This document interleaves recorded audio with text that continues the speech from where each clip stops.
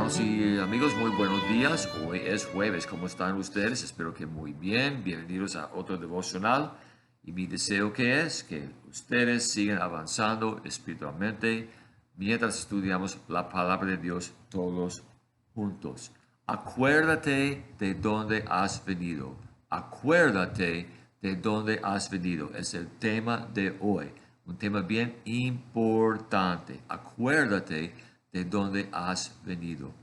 Miren, hermanos y amigos, cómo el Señor utiliza a las personas cuando estudiamos el Antiguo Testamento y también el Nuevo también. Notamos que el Señor a veces rechazaba a los ricos, a los poderosos, escogiendo en su lugar a los pobres, a los humildes, para que tales personas realizaran grandes cosas por la causa del Señor.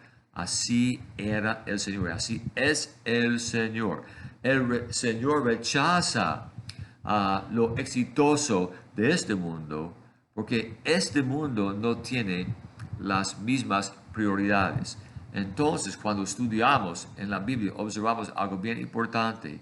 El Señor utiliza a lo débil para avergonzar a lo fuerte. Así dice, hermanos, en el primer capítulo de Primera de Corintios.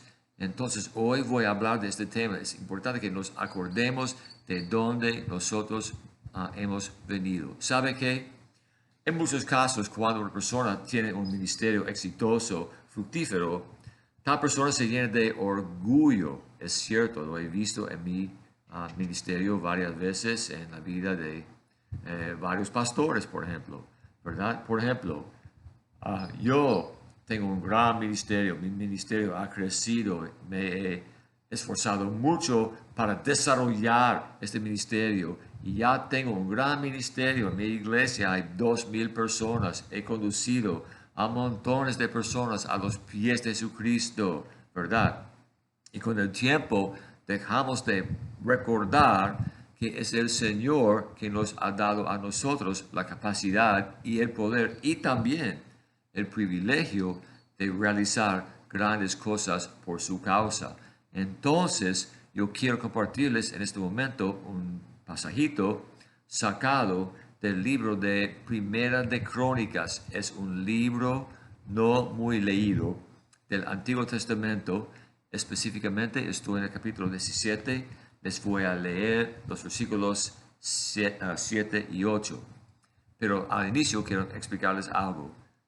David había llegado a ser ¿qué? El rey de Israel, el hombre más poderoso, el hombre más privilegiado de toda la nación de Israel. El Señor lo había escogido a pesar de que no era el hijo mayor de su papá. Humanamente hablando, en los días del Antiguo Testamento era el hijo mayor que recibía la herencia, los privilegios. Los demás también recibían cosas, pero no tantas cosas. Entonces el Señor, en caso contrario, se fijaba en David, porque David se fijaba en él. El Señor no mide el éxito en términos de nuestros logros. El Señor mide nuestra vida en términos de la condición de nuestro corazón. David buscaba el corazón del Señor a pesar de sus defectos. Entonces el Señor había elevado a David, poniéndolo a él sobre el trono de la nación de Israel, ¿verdad? Por su condición espiritual. Pero, otra vez, la tendencia que tenemos es exaltarnos cuando observamos que nuestro ministerio está creciendo, está llevando fruto y cosas así. Es pecado, hermanos, y es orgullo. El Señor no quiere que pensemos así. Escuchen bien, oigan bien, hermanos, mientras yo les leo estos versículos. El profeta Natán había recibido un mensaje del Señor y luego el Señor quería que Natán se comunicara con David dándole el mensaje para que David se mantuviera humilde. Hablando con Natán, el Señor le dice, por tanto, ahora dirás a mi siervo David, así ha dicho Jehová de los ejércitos, Yo te tomé del redil, detrás de las ovejas, para que fueses príncipe sobre mi pueblo Israel. Le dice el Señor, yo te he sacado de una condición horrible, ¿verdad? Cuidar las ovejas no era un trabajo agradable, era un trabajo bien desagradable. En aquellos tiempos las ovejas andaban bien sucias y apestaban y todo eso. No era un trabajo de honor, no era un trabajo exaltado o algo así. Las personas menospreciaban a los pastores. Los pastores ocupaban, ¿verdad?, la parte más baja de la sociedad prácticamente, con la excepción de los ladrones, obviamente, y mendigos y cosas así. Pero el punto es que el Señor había elevado a David, no como consecuencia de sus talentos, de sus logros, de sus éxitos en esta vida, sino porque David había puesto su corazón en las cosas del Señor. El Señor continúa hablándole en el versículo siguiente que dice, Dios, después de haber dicho a David que lo había sacado del radil, de un punto más muy bajo de la vida, ¿verdad? Dice, he estado contigo en todo cuanto has andado. He cortado a todos tus enemigos de delante de ti. Te haré gran nombre como el nombre de los grandes de la tierra. Entonces, David, un hombre que ocupaba, ¿verdad?, el estrato, digamos, más bajo de la sociedad, recibió una gran bendición del Señor. El Señor lo había sacado del redil, elevándolo y poniéndolo sobre el trono de la nación de Israel. Pero el Señor no quería que David se llenara de orgullo como consecuencia del gran poder, de la gran influencia, del gran prestigio que él gozaba. David a veces demostraba tal tendencia de grande, pero por lo general David se mantenía enfocado en el Señor porque él se acordaba de dónde había venido. Amós lo mismo, exactamente lo mismo. También un pastor, una persona que andaba recogiendo higos silvestres, ¿verdad? Llegó a ser un gran profeta. ¿Por qué? Porque él quería honrar al Señor. Entonces, ¿qué tiene que ver eso con nosotros? En primer lugar, hermanos, no hay nadie que el Señor no pueda utilizar, ¿verdad? A veces el Señor nos revela su plan para nosotros y nosotros pensamos así, no puedo porque no he estudiado en el seminario, no soy una persona que tiene capacidad de hablar muy bien, no tengo mucha confianza en mí mismo, ¿verdad? No, hermanos, ¿verdad? Cuando el Señor nos llama, Él tiene un propósito para nosotros, como el propósito que Él tenía, ¿verdad? En el caso de David, un pastor pobre, ¿verdad? Él tenía una misión para David y Él tiene una misión para cada hijo de Dios. Cada persona que ha aceptado a Jesucristo es una persona realmente que el Señor anhela utilizar. El problema, hermanos, es que le ofrecemos al Señor nuestras excusas, principalmente diciéndole que no puedo hacer esto ni aquello, no tengo confianza, no tengo experiencia, no tengo conocimiento. Cuando el Señor llamó a David, luego que le dijo, le dijo, he estado contigo en todo cuanto has andado.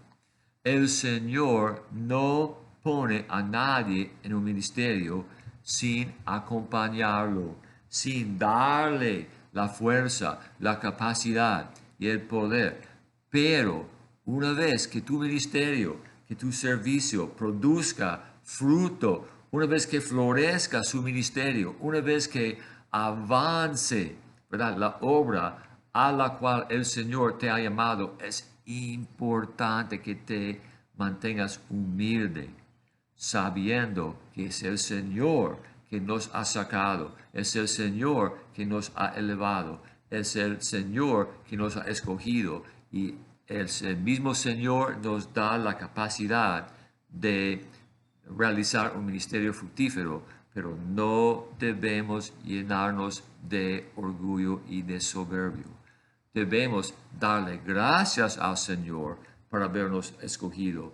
Deberíamos darle gracias al Señor por habernos capacitado para que nuestro ministerio lleve fruto. Es necesario, hermanos, que siempre entendamos que somos de polvo, nada más. Sin el Señor, nada somos. Jesucristo les hablaba así a sus discípulos, ¿verdad? Sin mí, nada son. No somos capaces de nada. Cada aspecto positivo que nuestro ministerio realice, ¿verdad?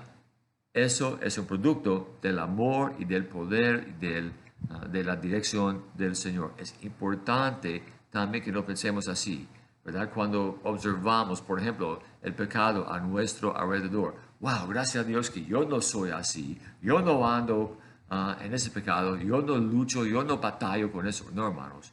Todos somos pecadores todavía. La humildad es algo que tenemos que mantener, pero también siempre, a pesar de los avances que hayamos realizado en la vida cristiana durante los años, es importantísimo que nosotros, ¿verdad?, nos acordemos de nuestro origen, de donde nosotros hemos venido. Personas rebeldes, personas obstinadas, personas desobedientes, personas egoístas. El Señor nos ha transformado en una obra maestra en sus manos que Él anhela utilizar. Pero es importante, hermanos, que entendamos que el orgullo, el soberbio, entorpece el ministerio de las personas que habrían tenido éxito si se hubieran mantenido humildes en primer lugar.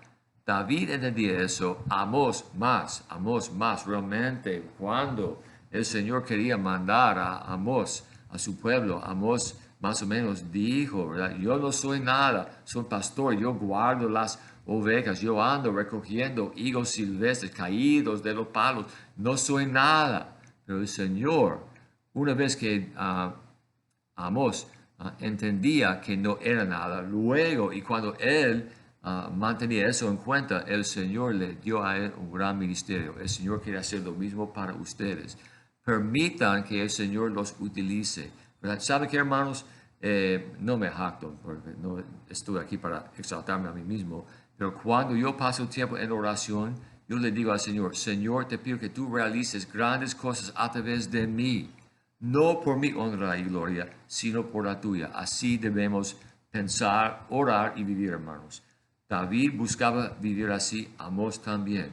El Señor no cuenta con nuestra educación, con nuestro desarrollo intelectual o algo así. El Señor, ¿verdad?, no necesita nuestros talentos, nuestra capacidad de hablar bien, de predicar bien, de enseñar bien, de tocar música bien, cosas así. El Señor quiere el Señor quiere utilizar un corazón puesto en Él. Y cuando así vivimos, realmente somos capaces de ser usados para hacer grandes cosas por la causa del Señor y Salvador Jesucristo. Eso es lo que el Señor quiere de nosotros. Y mi deseo es que ustedes entiendan que todos ustedes tienen talentos, son regalos del Señor y dones del Señor, y luego tenemos que utilizarlos por la honra y gloria del Señor. Y cuando nuestro ministerio lleva fruto, debemos recordar que estamos experimentando ese éxito porque el Señor está realizando una gran obra de nosotros, ¿verdad? De la misma manera, cuando nosotros tenemos éxito en la vida espiritual, no debemos andar pensando que somos personas excepcionalmente espirituales o algo así, porque debemos recordar cómo vivimos antes, como pecadores y rebeldes, ¿verdad? El Señor es misericordioso, el Señor es fiel, el Señor nos está moldeando, preparándonos para realizar el ministerio que Él tiene en cuenta. Pero es importante que entendamos que siempre es el Señor que merece la honra y gloria, no nosotros. Gracias, Señor, por habernos permitido la oportunidad de servirte a ti, Señor. Te pido, Señor, que nos guíes, que nos utilices, que nos mantengamos humildes, Señor, como barro en tus manos, Señor, para que nos puedas moldear, para que tú nos puedas utilizar conforme a tus benditos deseos. Te pido, Señor, estas cosas en tu bendito nombre. Amén. Bueno, hermanos, he terminado por hoy. Les deseo un día muy feliz, que el Señor los bendiga ricamente. Y si Dios quiere, vamos a estar aquí de nuevo mañana. Bendiciones y gracias, hermanos, por el privilegio de hablarles así día tras día. Gracias por su atención, gracias por su deseo de avanzar espiritualmente conmigo día tras día. Hasta mañana, hermanos, si Dios quiere. Bendiciones.